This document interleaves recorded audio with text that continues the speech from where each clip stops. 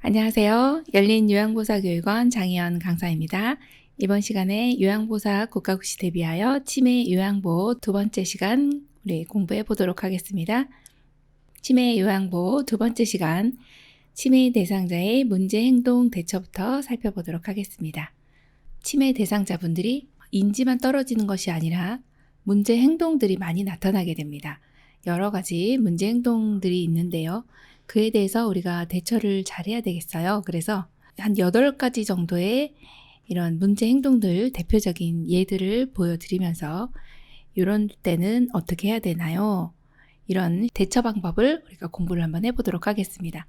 자, 첫 번째 문제 행동이 반복적 질문이나 행동입니다. 계속적으로 반복해서 무슨 이야기를 하시는 거죠.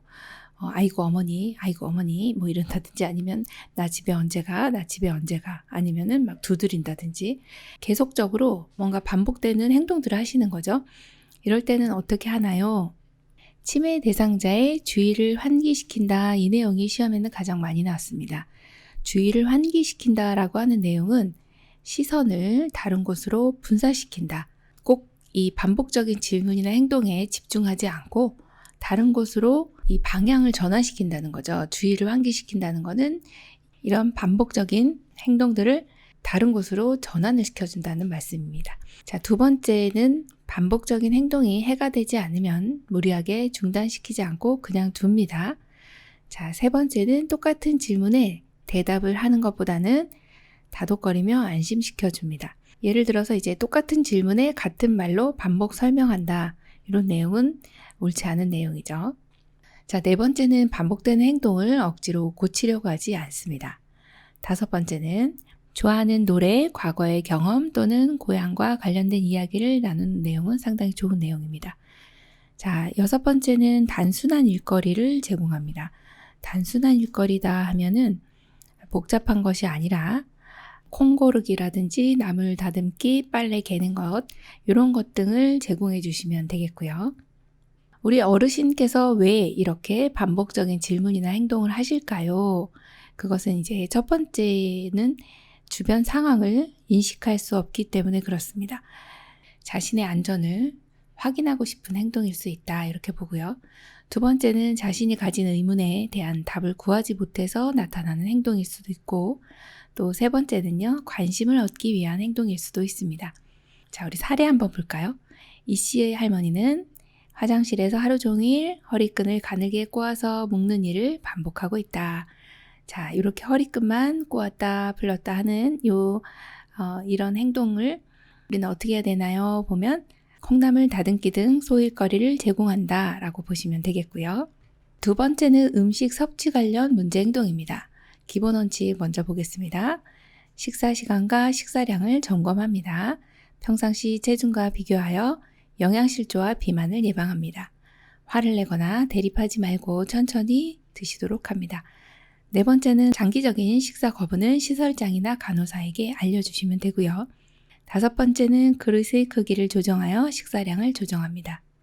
여섯 번째는 좋아하는 대체 식품을 이용해 주시면 좋겠습니다. 그리고 식사하는 방법을 자세히 알려주시면 되겠고요.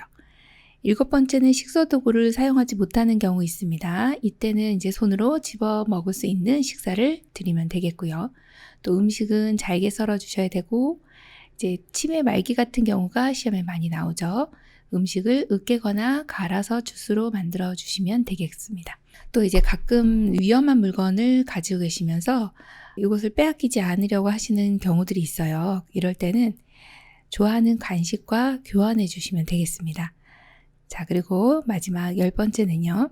먹고 난 식기를 그대로 두거나 매 식사 후에 달력에 표시하게 해서 식사한 것을 알게 해주시면 되겠습니다. 자, 음식 섭취 관련 문제 행동의 사례 한번 보겠습니다. 강씨 어르신은 음식을 먹고도 밥을 안 준다고 음식을 계속 달라고 한다. 이럴 때는 어떻게 하면 될까요? 먹은 그릇을 확인시켜 주시고 달력에 스스로 드셨다는 것을 체크하게 해주시면 되고요. 또 김씨 어르신의 예를 보면 금방 식사를 했는데 먹지 않았다고 밥을 달라고 계속 재촉합니다. 자, 이럴 때는요. 어르신 지금 식사 준비하고 있으니 조금만 기다리세요 라고 하면 어르신이 참고 기다리실 수가 있습니다. 자, 음식 섭취 관련 문제 행동은 왜 나타나는 걸까요? 첫 번째로 시간 개념의 상실로 식사한 것을 잊었거나, 이것은 이제 진압력도 상실이 됐을 뿐만 아니라 인지가 많이 저하되었기 때문에 드신 것을 잊어버려요. 이것을 이제 최근 것을 잊어버린다, 단기 기억 장애로 보시면 되고요. 심리적인 불안감으로 과식, 폭식 또는 배고픔을 호소합니다. 그러니까 너무 많이 드시거나 너무 안 드시거나 이런 것도 음식 섭취 관련 문제 행동이 되겠고요. 또 음식물인지 구별하지 못하기 때문에 손에 만져지는 것은 입으로 다 들어가는 겁니다. 이것을 이제 음식이 아닌 것을 드시는 이런 상황을 이식증, 달을 이를 써서요. 음식이 아닌 것을 먹는 증상을 이식증이다 이렇게 이야기를 하죠. 이것이 바로 음식 섭취 관련 문제 행동이 나타나는 주된 이유라고 보시면 되겠습니다.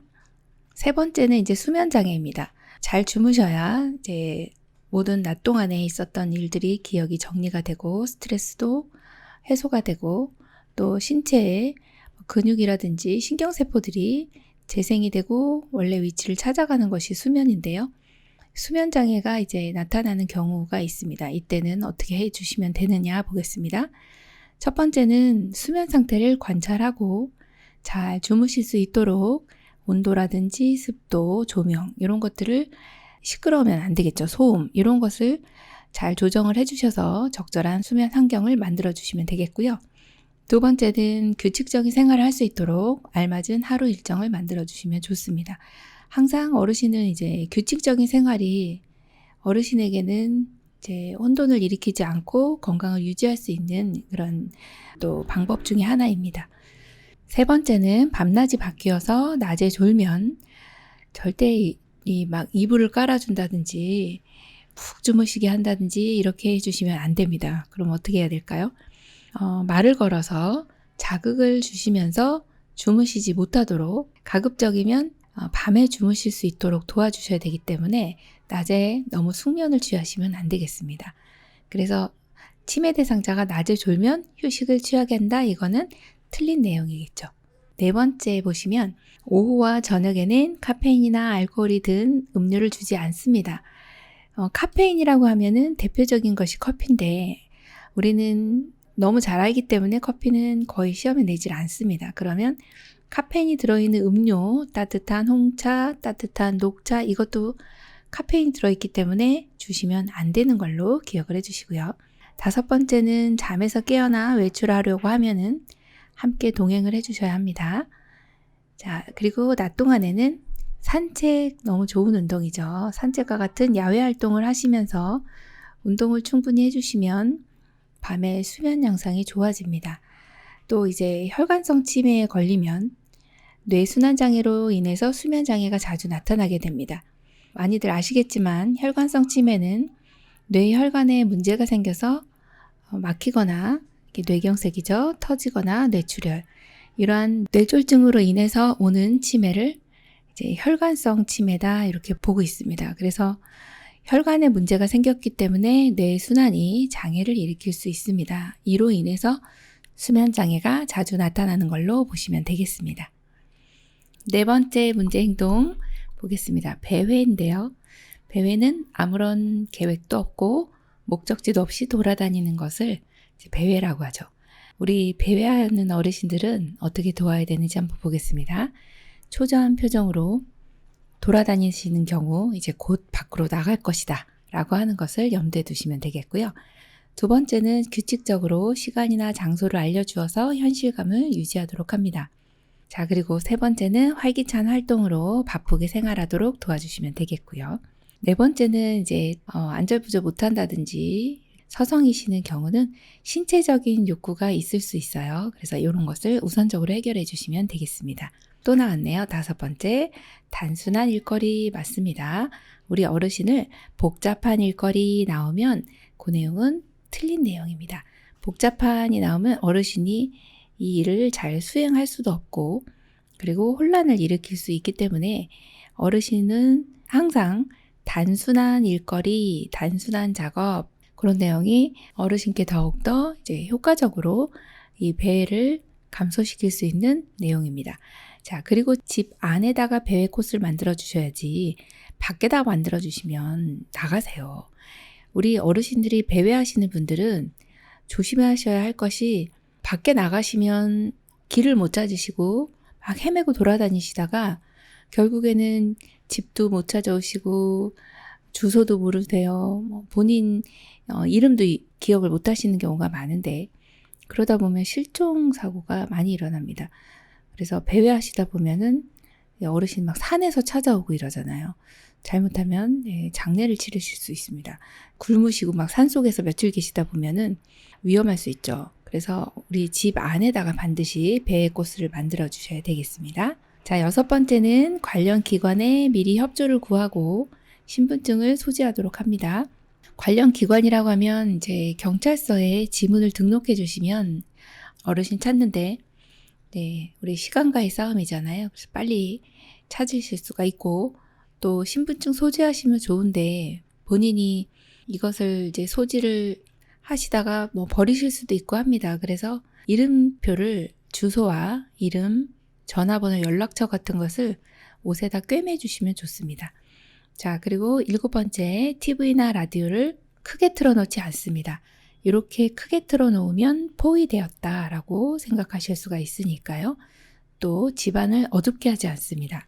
자, 집안을 어둡게 해놓으면 이렇게 배회하시는 분은 자꾸 돌아다니시는데 걸려 넘어질 수가 있죠. 낙상 위험이 있기 때문에 집안을 어둡게 하지 않습니다. 자, 8번째는 현관이나 출입문에 벨을 달아놓습니다. 출입 가능한 모든 곳에 문을 잠급니다. 심지어는 창문도 닫아 놓으셔야 되겠죠. 자, 9번째는 고향이나 가족에 대한 대화를 나누는 내용. 너무 좋은 내용이네요. 그래서 관심을 다른 곳으로 돌린다. 이 내용은 주의를 환기시켜준다. 이 내용하고 동일합니다. 사례 한번 보겠습니다. 첫 번째, 아들의 밥을 해주러 가야 한다고 밖으로 나가려고 한다. 이때 아유, 우리 어르신 콩자반 우리 만들까요? 하면서 콩 고르기 한번 해보겠습니다. 이렇게 얘기하시면은 어르신 나가는 것을 이제 잠시 잊어버리시는 거고요.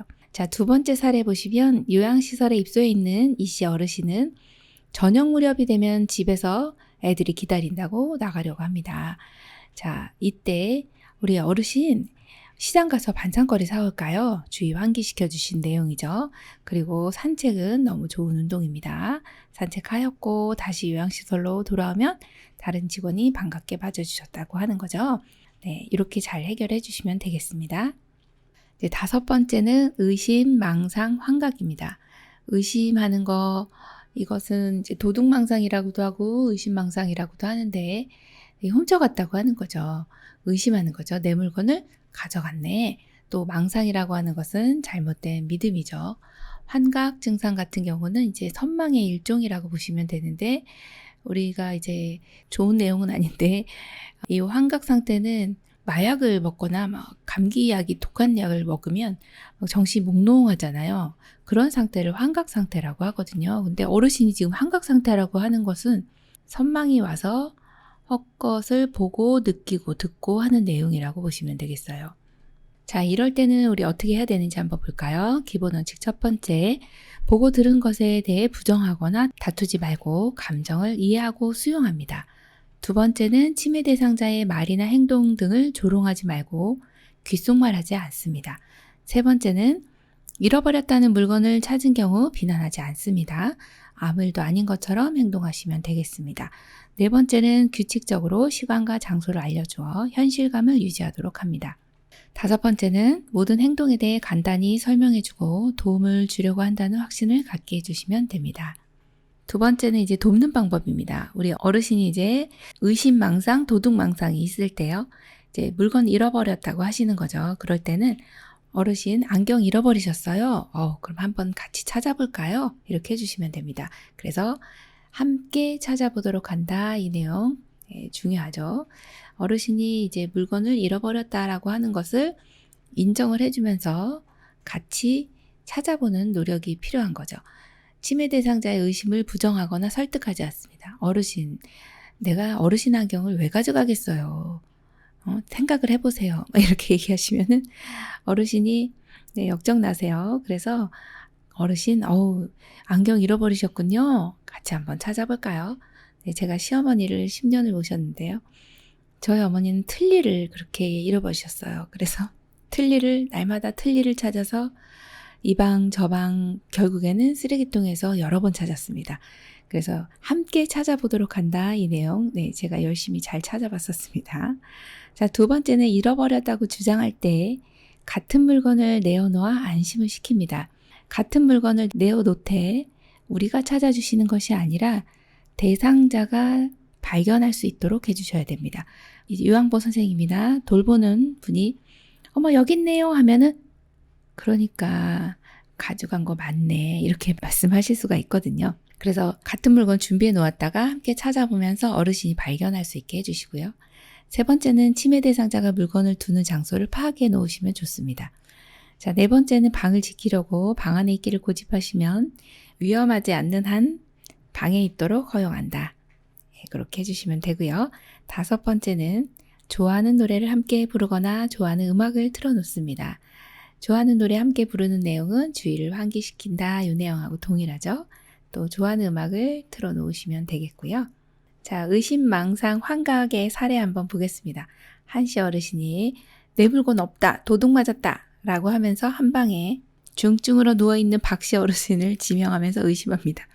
이 중증 어르신, 이 박씨 어르신은 당신 몸도 못 가누시는 분이 이 한씨 어르신의 물건을 훔쳐가시겠어요? 그건 아니잖아요. 네, 이때는 함께 물건을 찾아보자고 하면서 한씨 어르신이 그 물건을 발견할 수 있도록 유도해 주시면 되겠습니다. 자, 여섯 번째는 파괴적 행동입니다. 치매 초기에 나타나서 수개월 내에 사라집니다. 난폭한 행동이 자주 일어나지도 않습니다. 또 오래 지속되지도 않습니다. 자, 세 번째 보시면 규칙적인 일상생활을 하도록 하여 자신의 활동을 예측할 수 있도록 해주시면 되겠고요. 또 네 번째는 한 번에 한 가지씩 제시합니다. 이 내용은 시험에 많이 나왔었죠. 치매 대상자의 전반적인 어르신을 요양보 제공하는 내용하고 동일합니다. 또 단순한 말로 지시를 합니다. 다섯 번째는 이해하지 못한 말은 다른 형태로 설명하지 말고 같은 말로 반복합니다. 여섯 번째 행동이 진정된 후에는 행동에 대해서 질문하거나 상기시키지 않습니다. 또 일곱 번째 신체적인 구속은 해주시면 또 안 되겠죠. 아주 심각한 경우라면은 할 수 있지만 이런 신체적 구성은 가능한 피한다라고 하는 게 맞는 내용이고요. 모든 신체 언어는 위협적으로 느끼지 않도록 해주셔야 합니다. 이런 내용들이 고집이나 심술을 부리려고 하는 것 같아. 우리를 돌보는 사람들을 괴롭히려고 하는 거야. 이렇게 의도적으로 하신 것은 아니에요. 치매에 의한 증상이다라고 하는 걸 이해를 해주시면 좋겠습니다. 자, 아홉 번째는 이상행동을 보이면 질문을 하거나 자극을 주지 않습니다. 조용한 곳에서 쉬도록 합니다. 이것을 가둔다라는 표현을 하시면 안 되는 거죠. 그러니까 조용한 곳에서 쉬게 한다 이렇게 완곡한 표현을 해주시는 것이 좋습니다. 자, 열 번째는 온화하게 이야기하고 천천히 안정된 태도로 움직여주시면 되겠습니다. 자, 일곱 번째 석양증후군입니다. 석양증후군은 시험의 출제 빈도 굉장히 높죠. 치매 대상자가 낮에는 너무 순하신 거예요. 유순하게 지내시다가 어머나 해질녘 즉 해가 뉘엿뉘엿 지는 시간 7시, 8시, 9시 이 정도 되면 혼란스러워하고 불안해하고 의심하고 배회하고 우울 증상 보이면서 공격적인 성향까지도 나타나는 그러한 증상을 뭐라 하느냐 그러면 석양증후군 이렇게 골라주시면 되겠습니다. 그래서 시험에는 석양증후군일 때 어떻게 하느냐 이렇게 내는 경우도 있지만 대체로 여기에 나와 있는 치매 대상자가 낮에는 유순하다가 해질녘에 불안해하고 배회하고 공격적인 성향을 보인다 이랬을 때는 어떻게 요양보를 제공해야 됩니까? 라고 하는 것으로 문제를 내는 경우가 많습니다. 그럴 때는 석양증후군이구나 라고 생각하시면 됩니다. 첫 번째, 해질녘에는 치매 대상자와 함께 있어야 합니다. 치매 대상자와 함께 있어야 된다라고 하는 이야기는 이렇게 불안 증상이 나타나고 의심, 배회, 자해 이런 증상들도 나타나거든요. 그러면 본인 몸을 막 해하기도 하기 때문에 지금 치매 대상자의 안전을 위해서 꼭 함께 있어 주셔야 하는 거 기억을 해주시고요. 두 번째는 치매 대상자가 좋아하는 소일거리 좋죠. 자, 그 다음에 애완동물 애완견, 또 고양이 또 이쁘죠? 같이 있으시면 좋습니다. 자, 세 번째, 낮 시간에 움직이거나 활동하게 해주시면 되겠고요. 네 번째는 신체적인 제한을 하지 않는다. 이 내용은 전체 과정에 있어서 동일한 내용입니다. 이렇게 되면 이제 화내고 고집부린 행동을 더욱 악화시키는 행동이 되겠습니다. 자, 석양증후군 다섯 번째는 인형, 애완동물, 옛날에 좋아했던 일을 하게 해주시면 좋습니다. 또 치매 대상자를 항상 우리가 관찰할 수 있는 곳에서 활동을 하도록 하고 친구가 되어주시면 좋습니다. 자, 일곱 번째, 대상자와 산책을 하는 내용도 좋습니다. 자, 여덟 번째는 따뜻한 음료수를 마시게 해주시면 어르신이 심신이 좀 안정이 됩니다. 등 마사지도 이완을 시켜주는 효과가 있고 또 좋아하는 음악을 틀어주시면 됩니다. 대신에 음악은 너무 크게 틀어주시면 안 되는 거 기억해 주시고요. 자, 아홉 번째는 TV를 켜놓습니다. 이걸 이해 못하실 수도 있지만 TV를 켜놓거나 조명을 밝게 해주는 내용은 석양증후군일 때는 이 내용을 반드시 기억을 해주셔야 되죠. 왜 그럴까요? 어두우면서 이런 불안 증상이 나타났기 때문에 밝으면 이 증상이 좀 줄어듭니다. 그래서 TV를 켜두시면 밝아지죠. 조명을 켜두시면 밝습니다. 그래서 석양증후군의 이 증상이 좀 완화될 수 있다. 이렇게 봅니다. 자, 마지막 여덟 번째는 부적절한 성적 행동인데요. 이 치매 대상자는 보통 성 자체는 관심이 없다는 것을 좀 우리가 알고 계셔야 하고요. 자, 두 번째는 부적절한 성적 행동의 관련 요인을 관찰하고 때때로 행동 교정이 도움이 됩니다. 세 번째는 이제 노출증을 감소시키기 위해서 벌과 보상을 적절히 사용합니다. 벌을 준다라고 하는 것은 어르신 이렇게 노출하시고 만지시고 이러시면 어르신 오늘 이제 활동을 참여를 하시기가 힘드네요. 아니면 어르신이 이제 노출을 하루에 10번 하시다가 5번 하셨어요. 그럴 때는 아유 많이 줄어드셨네요 하면서 보상을 해주시는 거죠. 간식 하나 드리겠습니다. 이렇게 해주시면 되겠죠. 자, 네 번째는 이상한 성행위가 약물 복용 때문에 유발될 수도 있습니다.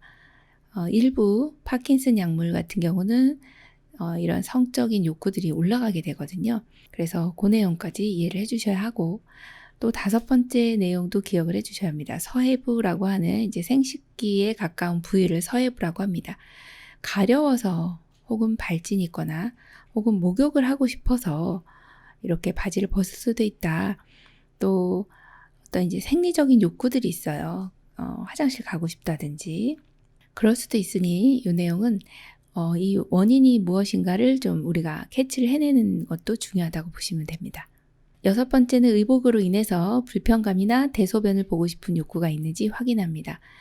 일곱 번째는 옷을 벗거나 성기를 노출한 경우에 우리가 어머머머 어떡해 막 이러면서 네, 너무 호들갑을 떨어주시면 어르신이 더 즐길 수가 있습니다. 그래서 안 되고요. 자, 당황하지 말고 옷을 입혀주시면 됩니다. 아무 일도 없었다는 듯이. 자, 여덟 번째는 부적절한 행동을 멈추지 않으면 좋아하는 것을 가져간다고 경고할 수 있습니다. 간식이 없어요. 이렇게 이야기할 수 있는 것이죠. 자, 아홉 번째는 성적으로 관심을 보이면 공공장소에 가는 것을 삼가고 방문객은 제한해야 됩니다. 자, 열 번째는 심한 경우 시설장이나 간호사에게 알리고 상의해 주셔야 되는 내용입니다. 자, 세 번째 단어는 치매 대상자의 의사소통이네요.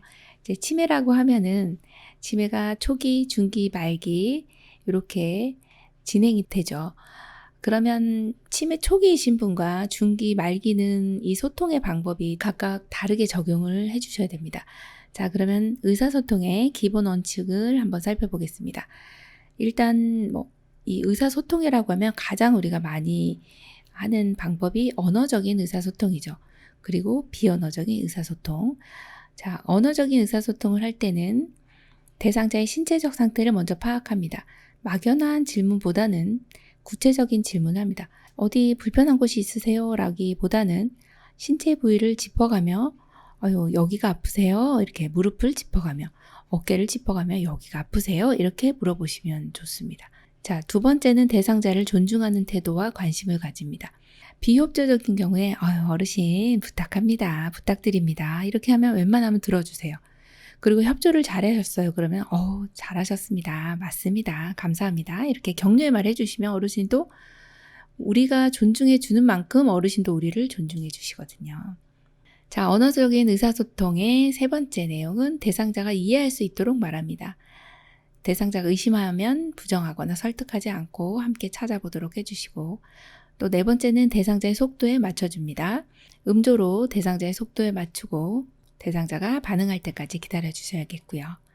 자, 다섯 번째는 우리 요양보 선생님들께서 좀 어르신들한테 실수를 할 수 있는 부분이 어린아이 대하듯 하시는 경우가 많습니다. 아유, 우리 어르신 밥 먹었자요? 뭐 이런 식으로. 아유, 쭈쭈쭈 잘했자요? 뭐 이렇게 해주시는 거. 친밀감을 좀 줄 수는 있지만 어르신이 나를 애기 취급하는구나. 나는 이제 점점 어린아이가 되어가고 있구나. 이렇게 생각하실 수가 있습니다. 그래서 반드시 존칭어를 사용하시고 명령어나 부정형 문장보다는 긍정형 문장을 사용해 주시는 것이 좋습니다. 자, 그리고 여섯 번째, 반복적으로 설명합니다. 이렇게 왜? 라는 질문은 우리가 어르신과 대화할 때는 이런 질문보다는 설명하는 것이 좋습니다. 왜? 라고 하면 어르신이 대답을 하셔야 되는데 논리적이시지가 않아요. 논리적이지 않기 때문에 왜 그러셨어요? 그러면 내가 왜 그랬지? 그냥 이렇게 어르신이 이전에 했던 행동들이 혹은 어떤 설명들이 내가 이해를 못했다 해도 이것을 논리적으로 난 이래서 이해를 못했네 라고 설명을 못합니다. 그래서 질문보다는 우리가 설명을 하고 네, 아니요로 답할 수 있도록 질문합니다. 그럼 어떻게 하는 질문이 이런 질문이냐 보면 어르신 아침 드셨어요? 이렇게 그러면 네, 점심 드셨어요? 아니요. 이렇게 답할 수 있도록 질문해 주시면 되겠습니다. 그리고 대명사보다는 명사를 사용해 주시는 것이 어르신이 더 단어를 오랫동안 기억하실 수가 있어요. 어르신, 여기 앉으세요. 여기가 어디야? 이렇게 생각하잖아요. 그럼 어르신, 의자에 앉으십시오. 이렇게 해주시면 되겠죠. 자, 그래서 명사를 이용해 주시는 내용이 훨씬 더 좋은 내용이고요. 일곱 번째는 간단한 단어나 이해할 수 있는 표현을 사용합니다. 자, 그리고 한 번에 한 가지씩만 질문합니다. 또 설명도 한 번에 한 가지씩만 합니다. 이 내용은 여러 번 출제됐었고요. 그리고 간단 명료하며 쉽고 짧은 문장을 사용합니다. 여덟 번째는 대상자에게 한 번에 한 가지씩 설명합니다. 양치질 하시고 식사하신 후에 외출해요. 이렇게 하시면 그냥 외출해버립니다. 그렇게 하는 것보다는 양치하십시오. 이렇게 그 다음에 아침 드십시오. 식사하십시오. 그리고 외출합니다. 이렇게 순서대로 해주시면 되겠죠. 자, 아홉 번째는 과거를 회상하게 유도합니다. 옛날에 즐겨 부르던 노래, 긍정적인 예니를 회상하는 것 너무 좋습니다. 예전 기억을 회상하는 것은 어르신에게 긍정적일까요? 부정적일까요? 네, 긍정적인 내용으로 보시면 됩니다. 과거를 회상하게 한다. 이 내용은 예전 아주 좋았던 나의 과거 리즈 시절을 돌아볼 수 있고 내가 예전에는 이러이러한 일을 했었지. 아유, 예전에 나 이런 노래 불렀는데 하면서 그때를 회상하면 너무 기쁜 거예요. 즐거운 거죠. 그래서 예전 것을 과거를 회상하도록 유도하는 거 좋은 내용이고요. 열 번째는 가까운 곳에서 얼굴을 마주보고 말합니다. 이것은 의사소통할 때 이 원칙을 벗어나지 않습니다. 이 가까운 곳에서 정면에서 그러니까 얼굴을 마주보며 이야기하는 내용은 대원칙이라고 보시면 되겠습니다. 뒤에서 부르는 거 안 돼요. 또 걷고 있을 때 말을 걸어주시면 어르신이 제 방향을 전환하시다가 평형 감각을 잃어버려서 어르신 낙상하거나 할 수 있으니 자, 이렇게 항상 앞에서 이야기한다. 이 내용을 기억해 주시고요. 11번째는 항상 현실을 알려줍니다. 아침 8시예요. 아침 식사하세요. 밤 10시예요. 주무세요. 이렇게 말씀해 주시는 것이 좋습니다. 미래형을 얘기해 주시진 않죠. 이렇게 지금 10시니까 주무셔야 되겠습니다. 라고 하는 내용은 바른 내용입니다. 그런데 이제 아직 10시가 안 됐어요. 그래서 한 9시쯤인데 10시가 되면 주무세요. 근데 10시가 되면은 이제 그걸 기억을 못 하시는 거죠. 그래서 항상 현실을 알려주시면서 어떤 내용을 전달해 주시면 되겠고요. 12번은 일상적인 어휘를 사용합니다. 고향 사투리로 말하는 것도 좋은 방법이 될 수가 있어요. 그래서 제가 이제 충청도 어르신은 아유 그래슈 이렇게 말씀드리고, 경상도 어르신한테는 내가 경상도 가인 아닙니까? 막 이렇게 얘기를 하고, 뭐 전라도 분한테는 그랬단께 뭐 이렇게. 그래서 팔도 사투리를 다 했던 기억이 납니다. 유행어나 외래어, 낯선 어휘 등은 사용을 안 해주시는 것이 좋겠습니다. 자, 의사소통의 기본 원칙 사례를 한번 보겠습니다. 할머니가 할아버지에게 10시 되면 병원 가야 하니까 양말 벗으면 안 돼요 라고 말했다. 그런데 설거지하는 사이 할아버지가 병원에 간다고 집을 나서서 길을 잃고 말았다. 아이고야. 자, 한꺼번에 여러 가지 말을 하면 왜 그럴까요? 혼란이 찾아옵니다. 그래서 정보를 전달할 때 한 번에 한 가지씩 한다. 그 내용 기억해 주시고요. 자, 사례 두 번째 보시면 산책하고 있는 어르신에게 반대편에서 할머니 안녕하세요 뭐 반가웠는데 라고 인사를 하자 어르신이 갑자기 길을 건너려고 해서 사고를 당할 뻔하였다 라고 되어 있죠. 자, 치매 대상자는 적어도 1m 이내에 가까이서 눈을 보면서 말을 걸도록 한다. 사실은 치매 있으신 어르신뿐만 아니라 어르신과 대화할 때 이 원칙을 기억을 하셔야 되고요. 잘 못 보시는 분, 잘 못 들으시는 분, 또 치매 어르신, 어떤 어르신의 경우라도 다 정면에서 이야기한다. 이 내용은 기억을 해주셔야 합니다.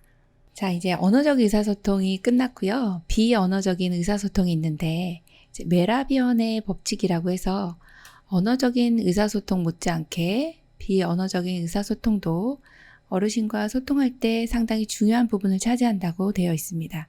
손짓, 발짓 또는 소리를 사용합니다. 난청 대상자는 잘 못 들으시기 때문에 이렇게 바디랭귀지를 해주시면 되고, 자, 시각장애자이신 분들은 보실 수가 없으니 소리로 표현을 해주시면 되겠습니다. 두 번째는 언어적인 표현 방법과 적절한 비언어적인 표현 방법을 같이 사용해 주시면 좋겠죠. 자, 세수했는지 물어볼 때 세수하는 동작을 보이면서 질문해 주시고, 식사하셨습니까? 라고 여쭤볼 때 이렇게 밥 먹는 이 몸 제스처를 해주시면 어르신이 더 잘 이해를 하시죠. 자, 그리고 세 번째는 신체적인 접촉을 사용합니다. 손이나 어깨를 감싸는 등의 신체 접촉은 좋습니다. 그럼 어르신이 이제 마음의 안정을 찾으실 수가 있어요. 이렇게 편하게 대화를 하실 수가 있는 거고요. 자, 네 번째는 치매 대상자의 비언어적인 표현 방법을 관찰합니다. 얼굴 표정, 눈빛, 손과 몸의 움직임을 봐주시면 되겠습니다. 다섯 번째는 필요하면 글을 써서 소통하는 내용도 좋습니다. 주어를 포함해야 하고 요점을 명확하고 간결하게 해주시고요. 여섯 번째는 언어 이외의 다른 신호를 말과 함께 사용해 주시면 좋습니다.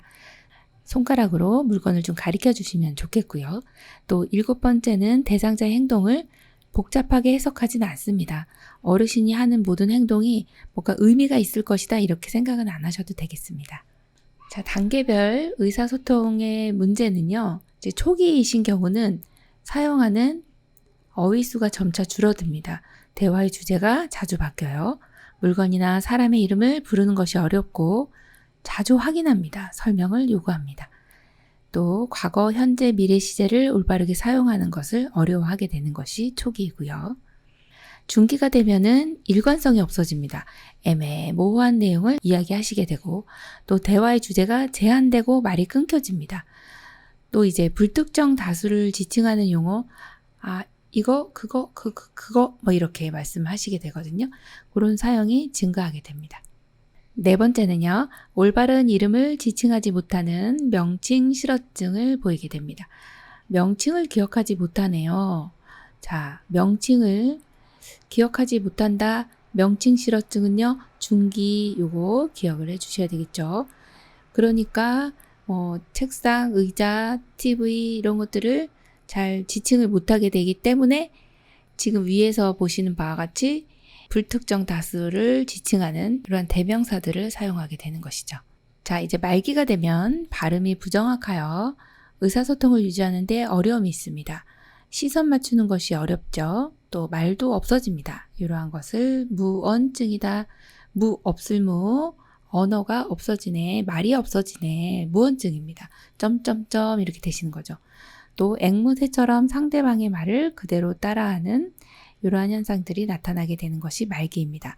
그래서 말기 때는 두 가지를 기억을 해주셔야 돼요. 무언증과 앵무새처럼 상대방의 말을 그대로 따라하는 증상. 자, 그럼 초기 때는 어떻게 해야 될까요? 간단한 언어로 구체적으로 표현해 주셔야 되겠습니다.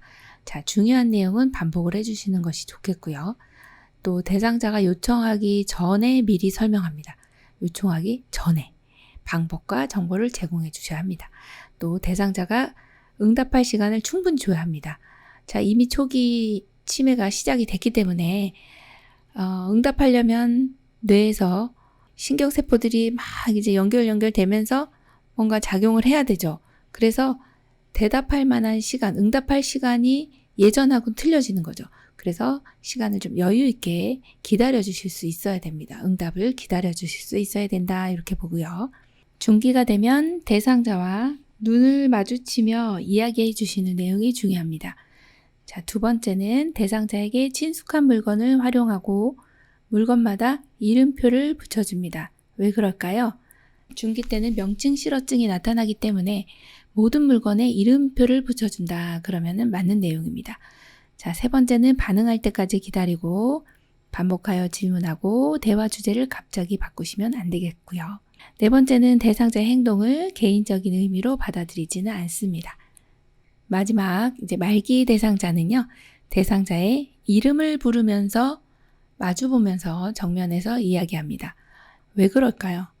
이제 말기가 되면 가장 오랫동안 기억했던 이 장기 기억이라고 하는 것이 있습니다. 장기 기억은 건강할 때 기억했기 때문에 비교적 오랫동안 유지가 됩니다. 내가 가장 오랫동안 기억하고 있었던 것이 뭘까요? 내 이름입니다. 그런데 이름을 기억을 못 하시는 게 말기이기 때문에 이름을 부르면서 의사소통을 한다. 이 내용이 이제 말기 때는 꼭 들어가야 되는 내용이고요. 그리고 이제 말기 되시면 뭐 의식도 없는 것 같고 말도 없고 하니까 뭐 못 듣겠지라고 생각하면서 대답 안 하시니까 그냥 아무 말도 안 하고 뭐 이렇게 요양보를 제공해 주시면 안 되고 응답하지 않더라도 계속해서 이야기하며 모든 것을 듣고 있다고 가정합니다. 사실 이제 청력이라고 하는 것이 임종시에도 마지막까지 남아있는 감각 기능은 무엇이냐? 그럼 청력이잖아요. 그래서 듣고 있다라고 가정을 하고 대화를 해주셔야 됩니다. 자, 그리고 세 번째는 방 안에 아무것도 없는 것처럼 이야기하시면 안 되겠죠. 투명인간 처리하지 않는다. 그 중요한 내용입니다. 자, 네 번째는 신체적 접촉은 적절히 해주시고 대상자가 말하는 모든 것에 반응합니다. 왜냐하면 이 치매 말기 때는 어르신이 말씀하는 것을 잊어버리시잖아요. 그러면 무언증이라고 하는 것이 있잖아요. 말을 못 하시는 분이 지금 말을 하신 거죠. 오, 네. 그러면 어머 어르신 말씀 참 잘하시는군요. 뭐가 필요하셨군요. 이런 내용이 들어가는 것입니다. 자, 그리고 대화가 끝난 뒤에는 항상 마무리 인사 너무 중요하죠. 네, 마무리 인사 해주시면 되겠습니다. 저도 끝나고 마무리 인사를 합니다. 요양보호사 국가고시 대비하여 치매 요양보호 두 번째 시간 네, 열심히 공부하셨죠? 시험에 출제 많이 되는 만큼 또 열심히 공부하셔서 시험에 많은 도움 되시기 바랍니다. 열린 요양보호사 교육원 장희영 강사였습니다. 감사합니다.